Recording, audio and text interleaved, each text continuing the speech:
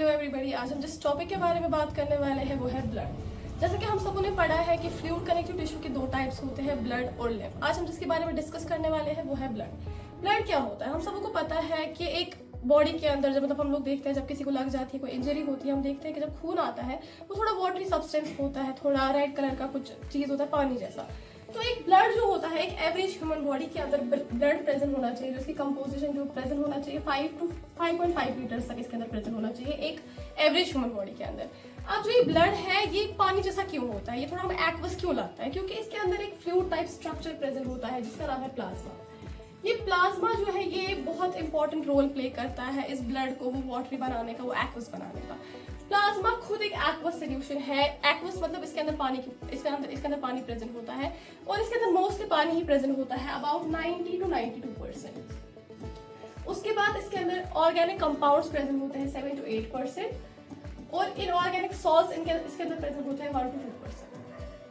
ये हमने बात की प्लाज्मा की। अब प्लाज्मा का काम क्या होता है? ये ब्लड के अंदर ऐसे ही तो नहीं होगा। इसका काम ये होता है कि ये फूड को, ऑक्सीजन के बगैर carbon dioxide, food, nitrogenous waste को ये उनको अपने अंदर डिसॉल्व कर देता है, अब्सॉर्ब करता है और ये उसको एक जगह से दूसरी जगह ट्रांसपोर्ट करवाता है हमारी पूरी बॉडी के अंदर।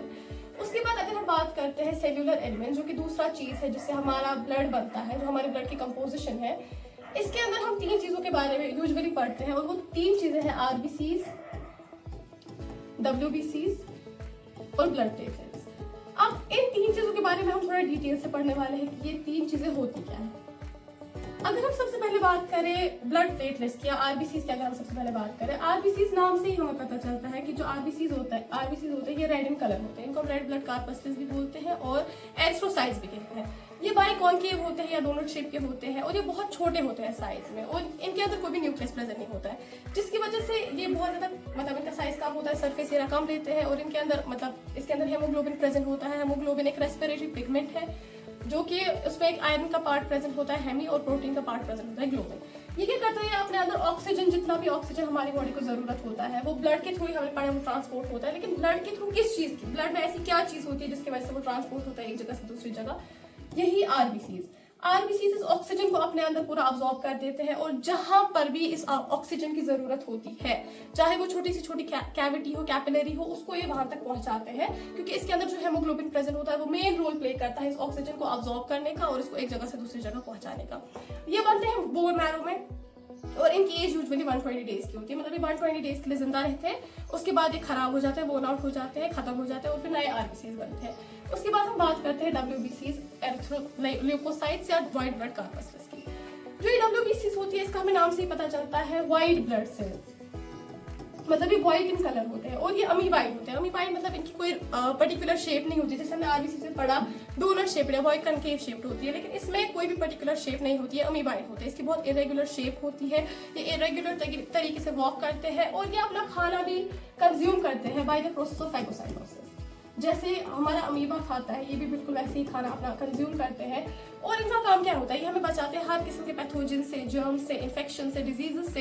ये हमें हर एक वैसी चीज से बचाते हैं जो हमारी बॉडी को हार्म पहुंचा सकते हैं। उसके बाद हम बात करें कहाँ बनते हैं, ये भी बोन मैरो में ही बनते हैं और इनकी एज बहुत कम होती है। ये 24 आवर्स के लिए जिंदा रहते हैं, मतलब एक दिन के लिए जिंदा रहते हैं। लेकिन एक और इनका जो प्लस पॉइंट होता है कि ये रेप्रोड्यूस बहुत जल्दी रेप्रोड्यूस करते हैं, मतलब जितनी जल्दी मर जाते हैं उतनी फास्ट ये रेप्रोड्यूस भी करते हैं विद इन 24 आवर्स। उसके बाद हम बात करते हैं ब्लड प्लेटलेट्स की। हम लोग कभी देखते हैं कि कोई बंदा मर जाता है एक्सेस ब्लड लॉस की वजह से, या कोई हमने ऐसा सुना है कि जो डायबिटिक पेशेंट्स होते हैं उनको बोलते हैं अगर उनको थोड़ी सी भी लग जाती है तो उनको वो खून बंद नहीं होता। क्यों बंद नहीं होता? क्योंकि उनके अंदर ही ब्लड प्लेटलेट्स का काउंट या तो बहुत ज्यादा होता है या तो बहुत कम होता है। इनका काम क्या होता है? ब्लड प्लेटलेट्स का जो पहले तो ये डिस्क शेप के होते हैं, ये डिस्क शेप के होते हैं, इनके अंदर न्यूक्लियस नहीं होता, ये ई न्यूक्लिएटेड होते हैं। और ये क्या करते हैं? ये एक केमिकल, ये एक एंजाइम को रिलीज करते हैं जिसको हम बोलते हैं थ्रोम्बोप्लास्टिन, और यही मोस्ट काम इसी का होता है। ये क्या करता है? यही जो है हमारी क्लॉटिंग जो होती है ब्लड की, ये उसको उस प्रोसेस को इनिशिएट करता है। यही हमारी ब्लड क्लॉट्स को बनाता है, फ्लेक्स बनाता है, जिसकी वजह से हमारा जो ब्लड है वो रुक जाता है। तो this was all about blood. या हम इसके फंक्शन के बारे में अगर बात करें तो ब्लड जो होता है ये हमारी बॉडी के टेम्परेचर को रेगुलेट करता है। हमारी बॉडी कितनी गर्म रहेगी, कितनी ठंडी रहेगी, वो सब इसी के ऊपर डिपेंडेंट होता है एक इंसान के अंदर कितना ब्लड का काउंट होता है। या ये जितनी भी चीज़ें हमने पढ़ी, ऑक्सीजन को ट्रांसपोर्ट करता है, वेस्टेज को ट्रांसपोर्ट करता है, और बहुत सारे फंक्शंस हैं हमारे ब्लड के। अभी तक हमने जो पढ़ा ये हम लोग ने एक ओवरव्यू दिया, ब्लड क्या था, ब्लड के कितने कंपोजिशन थी, उनके बारे में हमने क्या क्या पढ़ा। So this was all about blood. या अगर हम यहाँ पर देखिए इस वाली स्लाइड पे, यहाँ पर भी वो सब लिखा है जो हमने अभी आगे पढ़ा। प्लाज्मा के बारे में हमने पढ़ा, रेड ब्लड सेल्स के बारे में हमने पढ़ा, व्हाइट ब्लड सेल्स के बारे में हमने पढ़ा, प्लेटलेट्स के बारे में हमने पढ़ा। हमने इन सारे टॉपिक्स को डिस्कस किया इस वीडियो के अंदर। Thank you for watching.